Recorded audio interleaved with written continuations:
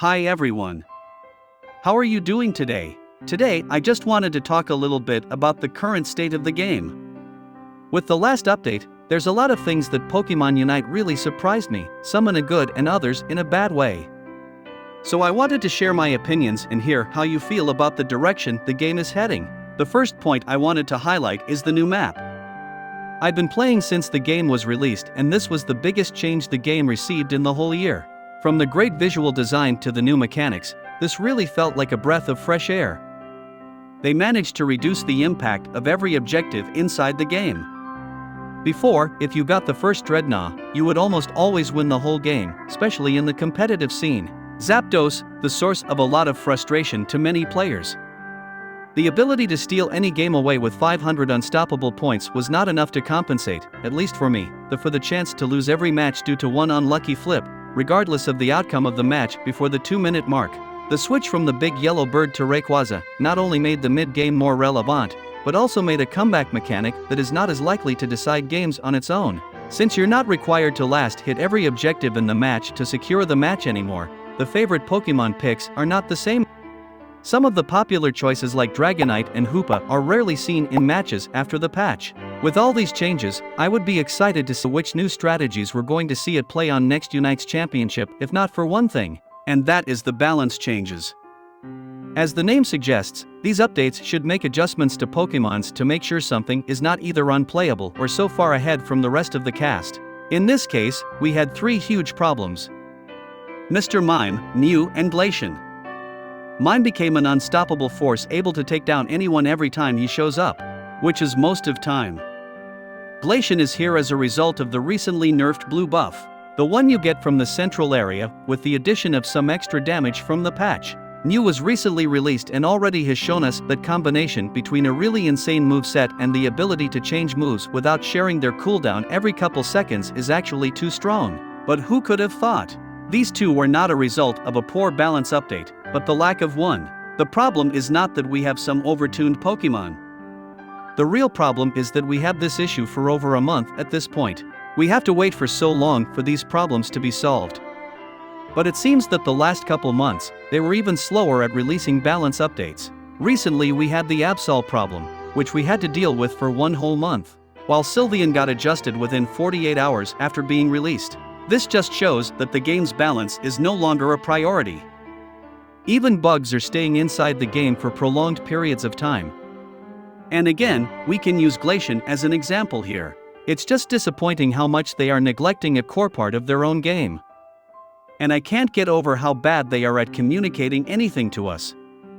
We never receive a single word from them, unless it's an announcement. So I hope that we get a new patch on Scyther's release, because right now we have the same three Pokemons in both teams almost every match. And speaking about new releases, we have here my last topic today. New Pokemons. Despite the balance issues we have right now, I think that every Pokemon released since the start of September was really unique. Every Pokemon had its own design and gameplay. Mew, as I said before, not only gets to choose between 3 moves on each slot, but can change them anytime, offering an amount of utility that we previously had not seen before. Then we had Dodrio, which is basically the definition of a speedster. You have to run around to get his full potential, using his momentum to strengthen every move. Dodrio also is the only Pokemon to have a special scoring mechanic. Scyther would be a standard Pokemon, but since you can evolve based on which move you pick, it can be 2 different Pokemon depending on what you're facing. And the last announcement we had was Clefable.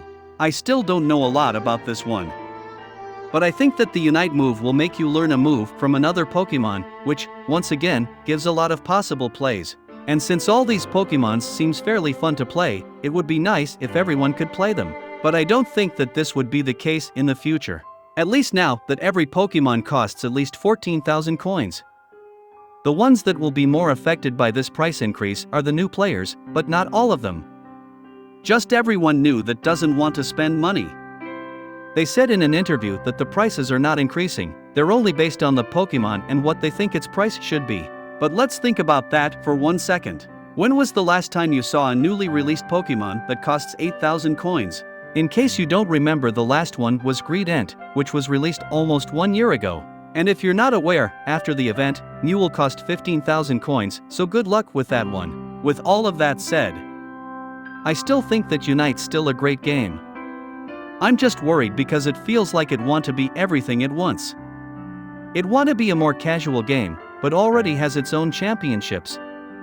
Wanted to play a free-to-play game. I remember when the community saw item enchanters as something that should not be accessible only for real money. They even gave us a ton of those a couple months after, and now it seems like they want to push, not us that have been playing since the start, but the new players to spend money, since those are the ones that were not able to hoard coins. And with less new players and without enough support to a competitive scene, I feel like they're giving enough space to have some issues going forward. As I said, Pokemon Unite is probably my favorite game right now and I won't stop playing it anytime soon. I just don't know where the game wants to go. It took a lot of steps in a good direction while some other were not that great. I'm sharing my opinions someone who wants this game to be in its better possible state. And I also would like to know how do you feel about the game right now? Do you agree with me or I missed the point somewhere? Also, please consider subscribing so you don't miss the next video. I would appreciate having you around. And as always, thank you for watching. And until next time.